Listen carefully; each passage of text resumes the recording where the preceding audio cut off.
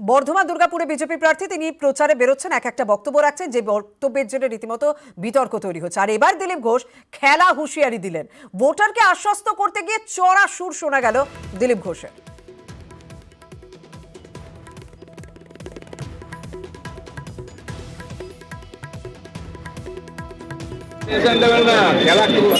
খেলা জানে আমার কাছে শিখেছে ওরা, এখন খেলবো না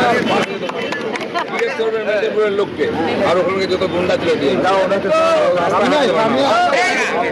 ভোট দেওয়ান বেরিয়ে বাড়ি থেকে। আর এই দিলীপ ঘোষকে আমরা গতকাল দেখেছিলাম ছড়ি হাতে, তিনি প্রচারে বেরিয়েছিলেন, ছড়ি হাতে মর্নিং ওয়াকে বেরিয়েছিলেন। আজও সেই ছবি, এবং আজ বললেন উৎপাত ঠান্ডা করতে ছড়ি হুঁশিয়ারি দিলেন। কি বলেছেন দিলীপ ঘোষ আজ, শুনবো। মনে হয় না বর্ধমানে এরকম উৎপাতের লোক আছে, আর থাকলে তাদের ঠান্ডা করার অন্য রাস্তাও আমাদের আছে। তো সকালবেলা আমাকে একজন হাতে স্টিক দিল, আমি ঘুরছিলাম, সেটা আমার গাড়িতে আছে, দরকার হলে বার করবো।